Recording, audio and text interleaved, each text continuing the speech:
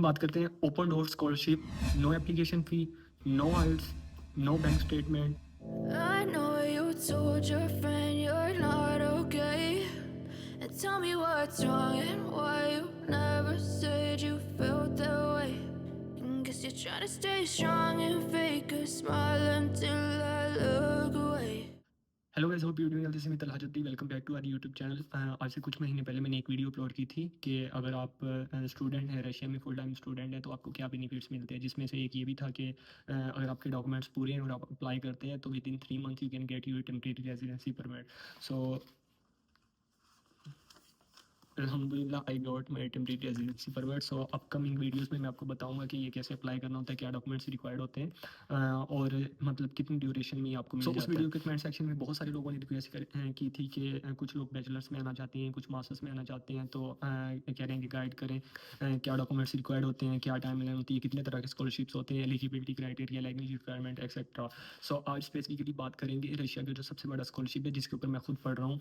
I am doing my masters in big data system और ये मेरा सेकेंड ईयर है यहाँ पर। तो आज स्पेसिफिकली बात करेंगे ओपन डोर्स के ऊपर। सो बेसिकली स्कॉलरशिप है क्या पहले इसको डिस्कस करते हैं, फिर उसके बाद टाइमलाइन क्या होती है, लैंग्वेज रिक्वायरमेंट क्या है, एलिजिबिलिटी क्राइटेरिया क्या है, उसके बाद कितने आप सब्जेक्ट्स में अप्लाई कर सकते हैं, और उसके अलावा एट द एंड आपको बताऊंगा कि जो ऑफिशियल रिक्वायर्ड डॉक्यूमेंट्स हैं या जो आपने पोर्टफोलियो अपना स्ट्रॉन्ग करना होता है, उसमें कौन से डॉक्यूमेंट अपने अपलोड करने होते हैं, ताकि आप लोग इजीली स्कॉलरशिप को अवेल कर सकें। और फिर मैं अपना एक्सपीरियंस शेयर करूंगा कि मैंने कौन से डॉक्यूमेंट अपलोड किए थे जिसकी वजह से मैं खुद इस स्कॉलरशिप के ऊपर आया हूँ। तो करते हैं वीडियो को start. So it's a humble request to all of you, अगर आपने अभी तक चैनल को सब्सक्राइब नहीं किया, do subscribe my YouTube channel and press the bell icon as well, ताकि आने वाली वीडियो का आपको नोटिफिकेशन मिल सके। सो करते हैं वीडियो को स्टार्ट। सबसे पहले मैं आपको बताता हूँ कि ये स्कॉलरशिप बेसिकली है क्या। रशियन जो टॉप यूनिवर्सिटीज़ हैं उनकी एक एसोसिएशन है जिसका नाम है ग्लोबल एसोसिएशन, जिसको सपोर्ट करती है Russian ministry of science and higher education. तो हर साल ये एक प्रोजेक्ट है, open door scholarship for international students, जिसका मकसद ये होता है कि जितने भी इंटरनेशनल स्टूडेंट हैं उनको स्कॉलरशिप प्रोवाइड किया जाए। मतलब इसमें आपकी ट्यूशन फ्री होती है, आपको कोई ट्यूशन फ़ी पे नहीं करनी होती, और उसके अलावा आपको स्टाइपेंड मिलता है। और कुछ लोगों के क्वेश्चन होते हैं कितना स्टाइपेंड होता है, तो ये यूनिवर्सिटी वेरी करता है, जो कि 2,000 रूपल से लेके 20,000 या 25,000 रूपल भी कुछ स्टूडेंट्स को मिलता है। तो हर यूनिवर्सिटी का अपना डिफरेंट स्टाइपेंड होता है। अच्छा, आपकी फ़ी भी फ्री होती है, मतलब आपने कोई फ़ी पे नहीं करनी होती, और उसके बाद मंथली स्टाइपेंड मिलता है, और आपकी जो रेजिडेंसी होती है वो ऑलमोस्ट फ्री होती है। मतलब मिनिमम फ़ी पे करनी हो तो वो जो आपका स्टाइपेंड मिलता है वहीं से आपकी वो डॉर्मेट्री की फ़ी निकल जाती है। तो एक तरह आप कह सकते हैं कि आपकी रेजिडेंसी भी वो फ्री होती है। अच्छा, उसके अलावा फिर टाइमलाइन जो है हर साल ये सितंबर में ओपन होती है। 1 सितंबर से एप्लीकेशन ओपन हो जाती है। तो इसके 2 स्टेजेस होते हैं। पहला स्टेज ये होता है कि आपने पोर्टफोलियो सबमिशन करनी होती है। वो एंड पे जाके बताऊंगा कि आपने अपना पोर्टफोलियो कैसे स्ट्रॉन्ग बनाना होता है। पहले टाइमलाइन डिस्कस करते हैं। 1 सितंबर से एप्लीकेशन ओपन होती है, और mid of November, I think इस साल जो है वो 16 नवंबर तक आपने पोर्टफोलियो सबमिट करना होता है। 8 मंथ इसकी पोर्टफोलियो सबमिशन या रजिस्ट्रेशन की टाइमलाइन होती है। उसके बाद फिर जो दूसरा स्टेज आता है वो होता है स्टेज एवेल्युएशन, जो आपका पहला पोर्टफोलियो और एक सिंपल सा टेस्ट होता है वो कंप्लीट होता है, तो उसका रिजल्ट आता है उसी आपकी पोर्टल के ऊपर। इस वेबसाइट का और जो भी मैं चीज़ें बताऊंगा इन सारों की लिंक जो आपको डिस्क्रिप्शन के अंदर मिल जाएंगी। तो जैसे भी रिजल्ट आता है वो नवंबर और दिसंबर के अंदर उसका जो एवेल्यूएशन रिजल्ट है वो आपकी पोर्टल के ऊपर शो हो जाता है। तो उसके बाद फिर एक जो नेक्स्ट स्टेज आता है वो स्टेज सेकंड जिसको हम कहते हैं, उसमें वो मेन स्टेज होता है जिसके अंदर आपका ऑनलाइन टेस्ट होता है। तो इसमें डिफरेंट डोमेन्स कह लें या डिसिप्लिन कह लें जिनमें आप अप्लाई करते हैं। फॉर एग्जांपल इंजीनियरिंग में करते हैं, क्योंकि मेरा जो प्रोग्राम था वो बिग डाटा सिस्टम से रिलेटेड था, तो जो मेरा बैचलर्स था वो कंप्यूटर सिस्टम इंजीनियरिंग था।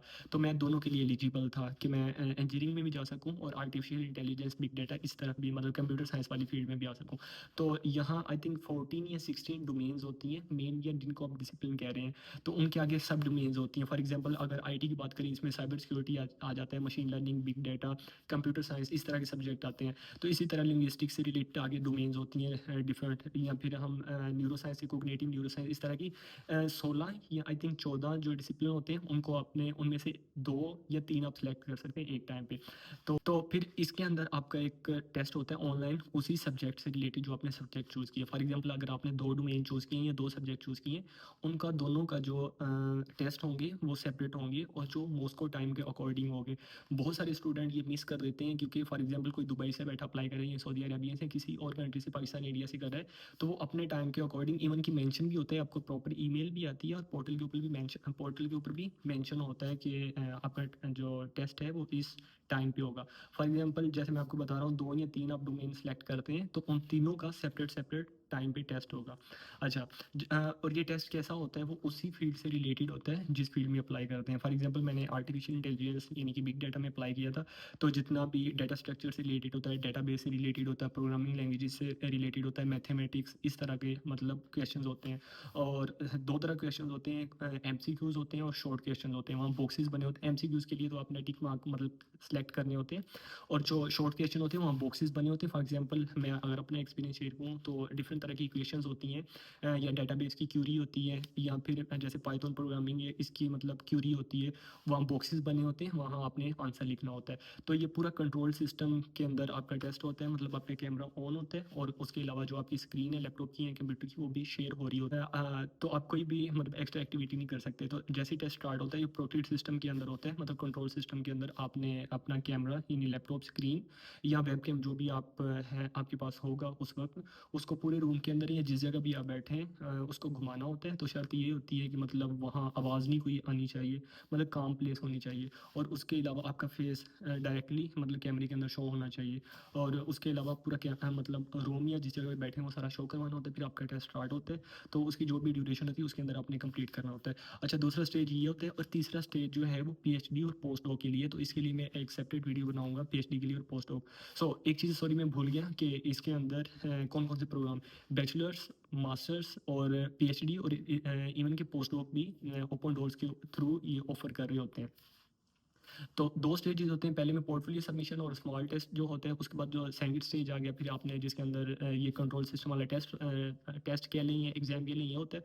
जब ये आपका कंप्लीट हो जाता है तो उसके बाद फिर विनर की अनाउंसमेंट होती है जो कि फेब से लेके मार्च के दरमियान आपका रिजल्ट पोर्टल के ऊपर भी शो हो जाता है और आपको ईमेल भी आ जाती है। तो उनकी पूरी लिस्ट आ जाती है जो भी इस प्रोजेक्ट के ऊपर या स्कॉलरशिप के ऊपर जो लोग सिलेक्ट हुए होते हैं। अच्छा, उसके बाद फिर जो नेक्स्ट स्टेप होता है वो होता है मार्च और अप्रैल के दरमियान। उसमें क्या करना होता है, उसमें आपने 6 यूनिवर्सिटी सेलेक्ट करनी होती हैं अपने सब्जेक्ट से रिलेटेड। फॉर एग्जांपल अगर मैंने कंप्यूटर साइंस में अप्लाई किया है या आईटी में अप्लाई किया है, तो जो भी आईटी की मतलब जो मेरे वाला सब्जेक्ट जिन यूनिवर्सिटीज़ में ऑफर हो रहा है वो वाली मैं प्रायोरिटी वाइज सेलेक्ट करूँगा। फॉर एग्जांपल जो मैंने पहली सेलेक्ट की थी वो मेरी यूनिवर्सिटी जिसमें करंटली मैं पढ़ रहा हूँ, HSC university high school of economics, ये मैंने सेलेक्ट की थी। तो उसका सीन ये होता है कि अगर आपके पहली यूनिवर्सिटी में एडमिशन हो जाता है तो अगर वो यूनिवर्सिटी आपको एडमिशन दे देती है, मतलब स्कॉलरशिप के ऊपर आपको एक प्लेस प्रोवाइड कर देती है तो वेल एंड गुड। अदरवाइज फिर सेकंड प्रायोरिटी पे जाते हैं। अगर सेकंड प्रायोरिटी वाली यूनिवर्सिटी भी आपको नहीं सिलेक्ट करती या उसकी सीट्स फिल हो चुकी हैं, मतलब जो आपसे ब्रिलियंट स्टूडेंट वो वहाँ उन्होंने उनको पहले सेलेक्ट कर लिए हैं, इवन आप नहीं होते, तो फिर थर्ड यूनिवर्सिटी, ऐसे फिर फोर्थ, फिर फिफ्थ या फिर सिक्स, मतलब 6 यूनिवर्सिटीज़ अपनी प्रायोरिटी वाइज सेलेक्ट करनी होती हैं अपने सब्जेक्ट से रिलेटेड। अच्छा, ये होता है मार्च और अप्रैल के दरमियान। उसके बाद फिर आता है यूनिवर्सिटी एडमिशन। उसमें क्या करना होता है, ये स्टार्ट होता है अप्रैल से लेके जून के दरमियान। इसमें क्या होता है, जो भी यूनिवर्सिटी आपको सिलेक्ट करती है तो वो फिर आपको ईमेल करती है, मतलब प्रॉपर फिर आप यूनिवर्सिटी से डायरेक्ट हो जाते हैं। तो ईमेल करते हैं जिसमें अपने डिफरेंट डॉक्यूमेंट्स जो रिक्वायर्ड डॉक्यूमेंट्स होते हैं वो आपने रिकॉग्नाइज करवा के या अपोस्टाइल करवा के उनको सबमिट करवाने होते हैं। तो मतलब ये सारा प्रोसीजर अगला आपका स्टार्ट हो जाता है। अभी मैं टाइमलाइन डिस्कस कर रहा हूँ, आगे जो भी रिक्वायर्ड डॉक्यूमेंट्स हैं, जो एलिजिबिलिटी क्राइटेरिया है वो अगेन मैं डिस्कस करूँगा। उसके बाद फिर वीज़ा का सेक्शन आता है जो कि स्टार्ट होता है एंड ऑफ जुलाई और अगस्त के दरमियान। आपका इटैलिक्स नंबर एक आता है पोर्टल के ऊपर, उसके बिहाफ के ऊपर आपने रशियन एम्बेसी जो भी आपके कंट्री में है वहाँ जाके अपने वीज़ा अप्लाई करना होता है। और फिर जो अराइवल इन रशिया है वो स्टार्ट होता है, मतलब क्योंकि 1 सितंबर से क्लासेस स्टार्ट हो जाती हैं, तो मोस्टली जो स्टूडेंट्स हैं अगस्त के एंड वाले वीक या पूरा सितंबर आ रहे होते हैं। कुछ लोगों का जो इटैलिक्स नंबर है थोड़ा लेट भी आता है, तो वो मतलब सितंबर तक वो सारे आ जाते हैं। तो बस आपने माइंड में ये रखना है कि आपने सितंबर तक पहुंचना होता है। क्लासेज अगर एक महीना 1.5 महीना अगर आप लेट भी जाते हैं तो कोई इतना बड़ा इशू नहीं होता है, क्योंकि इनको भी पता होता है कि वीज़ा में प्रॉब्लम्स आ रहे होते हैं। तो ये तो हो गया टाइमलाइन। अच्छा, अब बात करते हैं कि यहाँ लैंग्वेज रिक्वायरमेंट क्या है। स्कॉलरशिप के लिए। अच्छा, यहाँ प्रोग्राम कितनी तरह के होते हैं? 3 तरह के होते हैं। एक होता है टोटली जो इंग्लिश लैंग्वेज के अंदर पढ़ाए जाते हैं, जिनको हम इंग्लिश टॉट प्रोग्राम कहते हैं, और दूसरे होते हैं रशियन टॉट प्रोग्राम। और जो थर्ड होते हैं वो बाइलिंगुअल होते हैं, जिसमें आपके कुछ सब्जेक्ट जो होते हैं वो रशियंस में होते हैं और कुछ इंग्लिश में होते हैं। और जो इंग्लिश वाले उसमें तो टोटली इंग्लिश वाले होंगे। अच्छा, इन तीनों प्रोग्राम्स के लिए आपको एक ऑप्शन और प्रोवाइड किया जाता है कि अगर आप यहाँ पे प्रेप ईयर करना चाहते हैं, मतलब 1 साल का अगर आप रशियन लैंग्वेज कोर्स करना चाहते हैं, तो उसका इनसे कोई लिंक नहीं होता। वो आपके मतलब इंटरेस्ट के ऊपर होता है कि अगर आप मतलब यहाँ सर्वाइव करने के लिए बेटर है कि अगर आप ले सकते हैं, या आपने अपना फ्यूचर या अपना जो नेक्स्ट आपकी जो लाइफ अगर आप यहाँ गुजारना चाहते हैं, तो इट्स बेटर फॉर यू कि अगर आप ले लें रशियन लैंग्वेज कोर्स। अदरवाइज़ ये इतना मतलब मैटर नहीं करता। अच्छा, ये हो गया। उसके बाद फिर मतलब लैंग्वेज रिक्वायरमेंट कोई नहीं होती, ना आइल्स की ज़रूरत है, ना लैंग्वेज सर्टिफिकेट की ज़रूरत है, फॉर एग्जांपल रशियन सर्टिफिकेट की ज़रूरत है, कुछ भी ज़रूरत नहीं है। सिंपल आपने इंग्लिश प्रोफिशिएंसी सर्टिफिकेट अपलोड करना होता है अगर आप इंग्लिश लैंग्वेज टॉट प्रोग्राम के अंदर आ रहे हैं। तो इंग्लिश प्रोफिशिएंसी सर्टिफिकेट अगर आप बैचलर्स के लिए आ रहे हैं, तो आप अपना जो भी कॉलेज है या जो हायर सेकेंडरी स्कूल है वहाँ से आप बनवा सकते हैं। उनका स्पेसिफिक टेम्पलेट होता है यूनिवर्सिटी का भी और कॉलेज का भी। अगर आपकी यूनिवर्सिटी में कॉलेज में है तो वेल एंड गुड, अदरवाइज़ खुद तो आप खुद टाइप करके जिसमें आप मेंशन करेंगे कि जो इस प्रोग्राम का जो मीडियम ऑफ इंस्ट्रक्शंस थी वो मेरी इंग्लिश में थी, तो वो अगर बैचलर्स के लिए आ रहे हैं तो प्रिंसिपल से सिग्नेचर करवा लें। अगर आप मास्टर्स के लिए आ रहे हैं तो अपने एचओडी या जो डीन होता है फैकल्टी का, वहाँ से सिग्नेचर करवा के तो वो सिंपली आप सबमिट कर सकते हैं। अच्छा, अब आते हैं ऑफिशियल डॉक्यूमेंट्स क्या रिक्वायर्ड होते हैं। तो ऑफिशियल डॉक्यूमेंट्स जस्ट 2 रिक्वायर्ड होते हैं। एक होता है मोटिवेशनल लेटर और दूसरा होता है प्रूफ ऑफ एजुकेशन। बैचलर्स के लिए आपका 11th ग्रेड या अगर आपकी इंटरमीडिएट कंप्लीट है तो उनकी रिजल्ट कार्ड, और अगर मास्टर्स के लिए आ रहे हैं तो उसके लिए आपकी ट्रांसक्रिप्ट और डिग्री। अगर कंप्लीट नहीं है तो फिर होप सर्टिफिकेट साथ लगेगा। तो जस्ट ये 2 रिक्वायर्ड है। लेकिन अगर आप पोर्टफोलियो की इंक्रीज़ करना चाहते हैं और अपने चांसेस इंक्रीज़ करना चाहते हैं स्कॉलरशिप को अवेल करने के लिए, तो आपका पोर्टफोलियो जितना स्ट्रॉन्ग होगा उतनी आपकी मतलब परसेंटेज बढ़ जाती है स्कॉलरशिप को हासिल करने के लिए। तो वो एंड में बताता हूँ वो आप कैसे स्ट्रॉन्ग बनाते हैं। तो मतलब आप भी माइंड में सिर्फ यही रखें, ड्यूरिंग एप्लीकेशन जस्ट आपको 2 डॉक्यूमेंट्स रिक्वायर्ड होते हैं। और जो ये मोटिवेशन लेटर है, ये बाकी स्कॉलरशिप या बाकी जैसे यूरोपियन यूनिवर्सिटीज़ में हम अप्लाई कर रहे होते हैं उस तरह का मोटिवेशन लेटर नहीं होता। ये पोर्टल के ऊपर ही 3 सेक्शन होते हैं, मतलब 3 बॉक्सेस होते हैं जिसमें आपने खुद टाइप करना होता है, या कहीं टाइप है तो वो कॉपी पेस्ट करना होता है वहाँ पे। तो मोटिवेशन लेटर होता है कि फर्स्ट सेक्शन जो होता है वो उसमें आपने अपने गोल्स बताने होते हैं कि क्या गोल्स हैं आपके। जो दूसरा सेक्शन होता है उसमें अपनी पर्सनल अचीवमेंट्स, कि आपने क्या अचीवमेंट्स की हैं सो फार, वो आपने लिखनी होती हैं। और थर्ड में आपने डिफाइन करना होता है, ये एक्सप्लेन करना होता है कि आपकी मोटिवेशंस क्या हैं, आप क्यों ये स्कॉलरशिप गेन करना चाह रहे हैं। तो इस तरह का मतलब वो मोटिवेशन लेटर होता है। अभी बात करते हैं कि आपने अपना पोर्टफोलियो कैसे स्ट्रॉन्ग बनाना है। ड्यूरिंग फर्स्ट स्टेज जब एप्लीकेशन सबमिट कर रहे होते हैं, यानी कि 1 सितंबर से लेकर मिड ऑफ नवंबर तक जब आपने पोर्टफोलियो सबमिशन करनी होती है, तो रिक्वायर्ड डॉक्यूमेंट्स तो 2 ही हैं जो ऑफिशियल है, एक मोटिवेशन लेटर और दूसरा प्रूफ ऑफ एजुकेशन। अब तो इसमें आपने पोर्टफोलियो को स्ट्रॉन्ग इस तरह से बनाना होता है कि अगर आपने कोई भी पर्सनल अचीवमेंट्स की हैं, फॉर एग्जांपल आपने कोई सर्टिफिकेशंस की हैं, या अगर आप जॉब करते हैं तो उसका एक्सपीरियंस लेटर, या आपने कोई इंटर्नशिप की है, या फिर आपने कोई कोर्सेज किए, फॉर एग्जांपल मैंने कोर्सेज किए थे कोर्सेरा से अपने डोमेन से related, artificial intelligence, machine learning और बिग डाटा से रिलेटेड मैंने बहुत सारे कोर्सेज किए हुए थे। और उसके अलावा मेन जो होता है वो आपने 2 रिकमेंडेशन लेटर बनवाने होते हैं। अब वो मैं आपको बताता हूँ वो कैसे बनाने होते हैं। वो जो आपकी स्पेसिफिक डोमेन है, फॉर एग्जांपल अगर आईटी में करना चाह रहे हैं, आईटी का मेरिट थोड़ा हाई होता है, बाकी जो लिंग्विस्टिक वगैरह ये इस तरह की जो फील्ड है इनसे मेरिट थोड़ा हाई होता है। तो रिकमेंडेशन लेटर आपने ऐसे बनाने होते हैं। पहले मैं बताता हूँ वो मतलब किन से बनवाने होते हैं। हमारी यूनिवर्सिटीज़ में डिफरेंट तरह के प्रोफेसर होते हैं जिनको हम प्रोफेसर काउंट कर रहे होते हैं, लेकिन रैंक वाइज वो थोड़े डिफरेंट होते हैं। फॉर एग्जाम्पल विजिटिंग लेक्चरर होते हैं, कुछ सिंपल लेक्चरर होते हैं, और कुछ एसोसिएट प्रोफेसर होते हैं, और कुछ प्रोफेसर्स होते हैं। तो इनके फिर अगर कोई प्रोफेसर है तो वो एचओडी भी हो सकता है, फैकल्टी का डीन भी हो सकता है, या कोई उसके साथ कोई और ओहदा भी हो सकता है।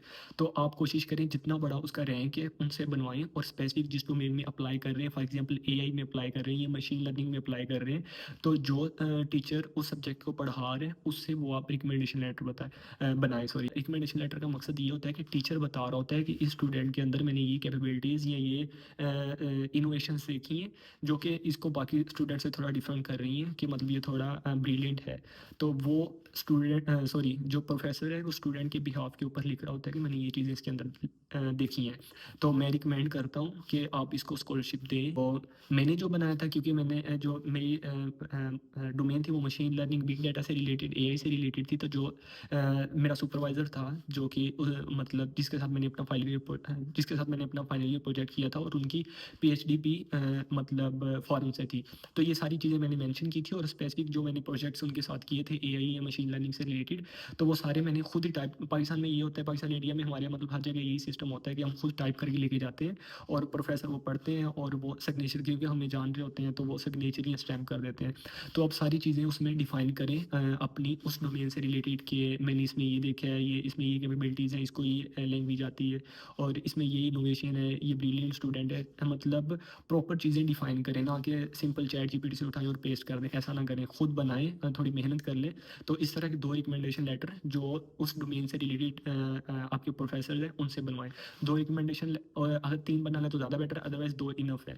2 रिकमेंडेशन लेटर, और उसके अलावा फिर सर्टिफिकेशंस आ जाती हैं, और पर्सनल अचीवमेंट सर्टिफिकेशन पे किस तरह की सर्टिफिकेशन, फॉर एग्जांपल जो ई लर्निंग प्लेटफॉर्म होते हैं, जैसे लिंक्डइन भी प्रोवाइड कर रहा है, कोर्सेरा, कैगल, उसके अलावा माइंडलस्टर है, उसके बाद एचपी भी प्रोवाइड कर रहा है, और ग्रेट लर्निंग है। इस तरह के जितने भी ई लर्निंग प्लेटफॉर्म है, इन सब के मैं जो लिंक्स हैं वो डिस्क्रिप्शन में दे दूंगा, जो आपको फ्री सर्टिफिकेशन प्रोवाइड करते हैं। पहले तो फाइनेंशियल एड होती थी कोर्सेरा वगैरह की, अब इन्होंने बंद कर दी है, लेकिन अभी भी कुछ वेबसाइट्स हैं, उन सारों की लिंक जो है आपको डिस्क्रिप्शन में मिल जाएंगे। सिंपल साइन अप करके आप एक एक 2 घंटे के वो कोर्सेज होते हैं वो ज्वाइन करें, उनको कंप्लीट करने के बाद आपको डिजिटल सर्टिफिकेट इशू होते हैं, तो उनको डाउनलोड करें। इस तरह की मतलब ज़्यादा से ज़्यादा अपने जिस सब्जेक्ट एरिया में आप अप्लाई करना चाह रहे हैं उनसे रिलेटेड कोर्सेज करें, क्योंकि ये अभी 1 सितंबर से स्टार्ट हो जाएगा। तो आप 2-2 3-3 घंटे के कोर्सेज़ कर लें, और उसमें अपनी वो ऑप्शन होता है कि आप जो कंप्लीशन टाइम है, मतलब कितनी देर में आपने ये कोर्स कंप्लीट किया, या कितनी ड्यूरेशन का ये कोर्स था, वो आप सर्टिफिकेट पे प्रिंट करवाना चाहते हैं या नहीं, तो वो ऑप्शन डिसेलेक्ट कर दें, तो मतलब ऊपर ड्यूरेशन नहीं आती,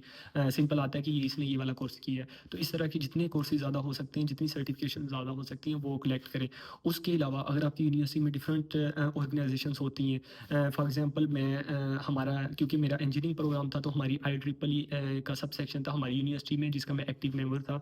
तो उसमें जितनी भी कॉन्फ्रेंसेस वगैरह होती थी, या जितने भी वेबिनार वगैरह होते थे, तो वो ऑर्गेनाइज करते थे, या जितने भी IEEE के फॉरनर जो गेस्ट आते थे या स्पीकर्स आते थे, उनके साथ मतलब जो कॉन्फ्रेंसेस होती थी, तो उनके जो सर्टिफिकेट्स हमें मिलते थे IEEE की तरफ से, वो मेरे पास काफ़ी सारे थे।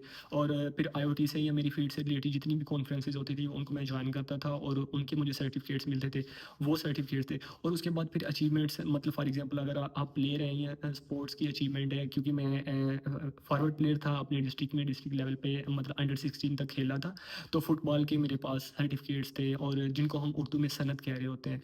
तो अगर आप कॉलेज में खेलते रहे हैं, यूनिवर्सिटी में खेलते रहे हैं, या जहाँ भी आप खेलते रहे हैं, तो उस तरह के ये जो सर्टिफिकेट्स होते हैं, ये भी आप अपलोड कर सकते हैं। और उसके बाद अगर आपका फाइनल ईयर प्रोजेक्ट थोड़ा इनोवेटिव है, मैं आई स्पेसिफिकली आईटी से थोड़ा, मतलब क्योंकि मैं खुद आईटी का स्टूडेंट हूँ, तो थोड़ा मतलब इसको थोड़ा मैं ज़्यादा एलेबोरेट कर रहा हूँ। अगर आप आईटी के स्टूडेंट हैं, तो अगर आपका जो फाइनल ईयर प्रोजेक्ट है, ये जितने भी आपने सेमेस्टर प्रोजेक्ट किए हैं, अगर वो इनोवेटिव है, थोड़े मतलब अच्छे हैं, तो उनको भी आप अपलोड या मेंशन कर सकते हैं। और अगर आपने कोई पब्लिकेशन की है, बहुत रेयर केसेस होते हैं कि बैचलर लेवल के ऊपर कोई मतलब पब्लिकेशन कर रहा होता है। अगर की है तो वेल एंड गुड है, वो एक ही आपके लिए इनफ है अगर आपने पब्लिकेशन की हुई है। तो इस तरह की जितनी भी आपकी पर्सनल अचीवमेंट्स हैं, वो आपने सारी इसके अंदर अपलोड करनी होती है ड्यूरिंग पोर्टफोलियो सबमिशन। मतलब पर्सनल अचीवमेंट जो आपने खुद की है, कोशिश करें आपकी फील्ड से रिलेटेड जो चीज़ें हैं वो ज़्यादा से ज़्यादा अपलोड करें। और अगर आपका ये पोर्टफोलियो मतलब स्ट्रॉन्ग होता है, यहाँ से अच्छे मार्क्स आते हैं, तो आप सेकंड स्टेज के लिए एलिजिबल होते हैं। खुदा ना खास्ता, अल्लाह ना करे, अगर उसमें थोड़े कम मार्क्स भी आते हैं, तो आप मतलब विनर हो जाते हैं, आपको ये स्कॉलरशिप मिल जाता है। तो कोशिश यही करें, जितना स्ट्रॉन्ग आपका पोर्टफोलियो बन सकता है, उतना ज़्यादा स्ट्रॉन्ग बनाएं। सो होपफुली मैंने एक एक पॉइंट जो है वो बेसिक लेवल पे सारा आपको एलेबोरेट कर दिया है। तो खुदा ना खासा अगर कोई मुझसे पॉइंट मिस हो गया हो, तो यहाँ इंस्टा हैंडल आ रहा होगा, वहाँ आप मुझे फॉलो कर सकते हैं, या वीडियो के नीचे कमेंट कर सकते हैं, या इंस्टा पे अप्रोच करके पर्सनल क्वेश्चन पूछ सकते हैं। और स्पेसिफिकली वो स्टडी से या स्कॉलरशिप से रिलेटेड ही होना चाहिए। होपफुली वीडियो आपको अच्छी लगी हो, तो इसको लाइक ज़रूर करें, शेयर करें, और make sure to subscribe my YouTube channel, and also press the bell icon as well, ताकि आपको आने वाली वीडियोज़ का नोटिफिकेशन मिल सके। सो नेक्स्ट वीडियो में बात करेंगे, बहुत सारे लोग रिक्वेस्ट कर रहे थे MBBS से रिलेटेड स्कॉलरशिप के ऊपर, तो वो भी मैं आपको बताऊंगा नेक्स्ट वीडियो में। सो मिलते हैं नेक्स्ट वीडियो में, टेक केयर, बाय बाय, अल्लाह हाफिज़।